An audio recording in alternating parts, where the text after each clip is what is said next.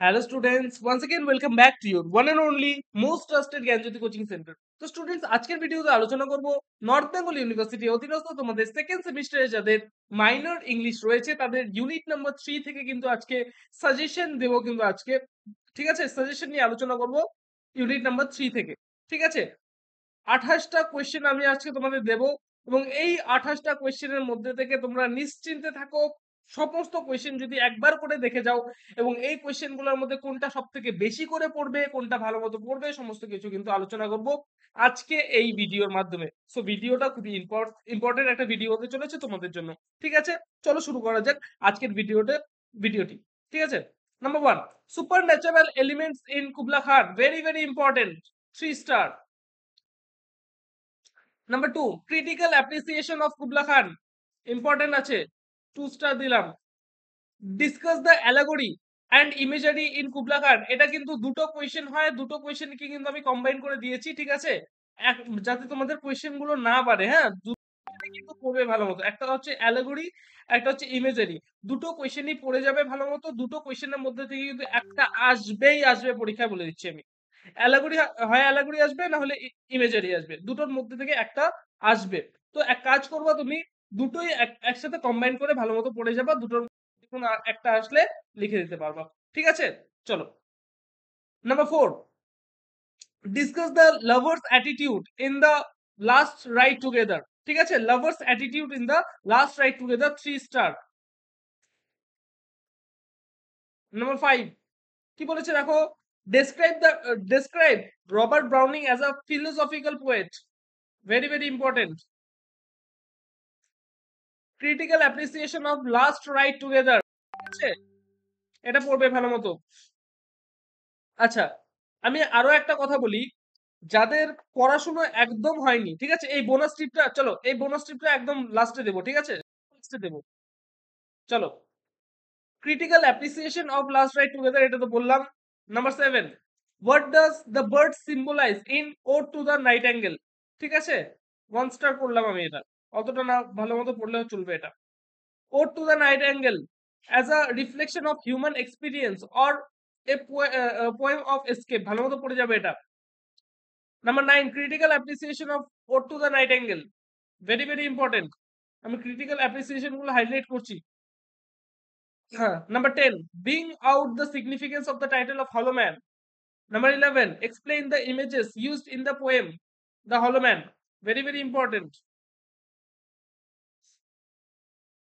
Number 12, critical appreciation of the hollow man.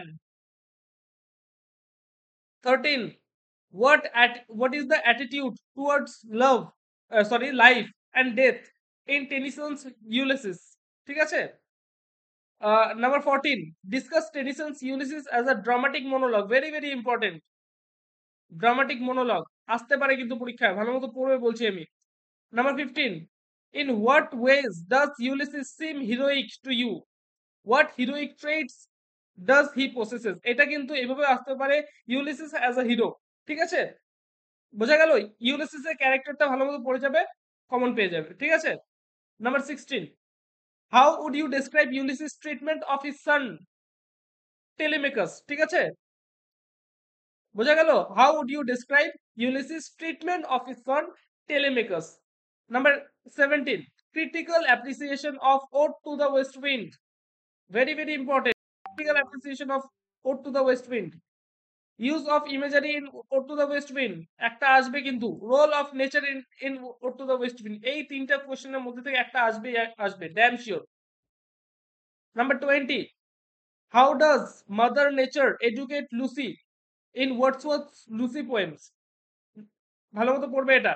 Number 21, how would you critically introduce the Lucy poems by Wordsworth. Number 22,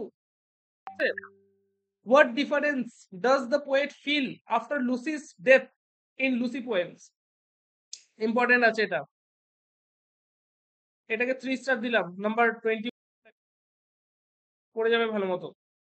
number 23, do you agree that darkling the darkling thrush, ঠিক আছে, thrush is a poem of despair and hope. ঠিক আছে, এটা important আছে। Number 24, What are the examples of imagery in darkling thrush? ঠিক আছে? Number 25, the darkling as an sorry, as an elegy for the troubled 19th century. ঠিক আছে? Darkling thrush as an elegy পড়ে যাবে। Important question. Number 26, how does the darkling thrush portray Hardy as a nature poet? ঠিক আছে? Hardy as a nature poet এটাও কিন্তু আসতে পারে। 2 star. Bring out the central idea of strange meeting. Important প্রশ্ন। Strange meeting থেকে এটা পড়ে যাবে ভালো মতো।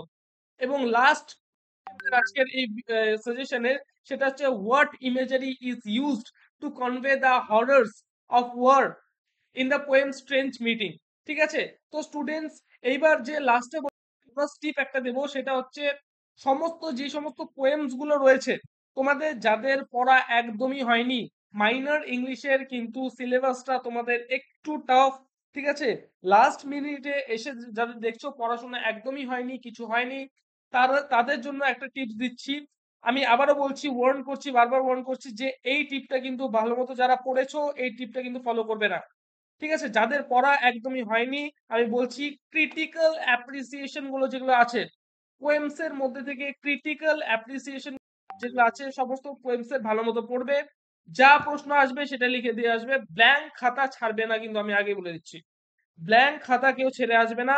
যে ক্রিটিক্যাল অ্যাপ্রিসিয়েশন গুলো আছে অ্যাটলিস্ট ক্রিটিক্যাল অ্যাপ্রিসিয়েশন গুলো লিখে দিয়ে আসবে।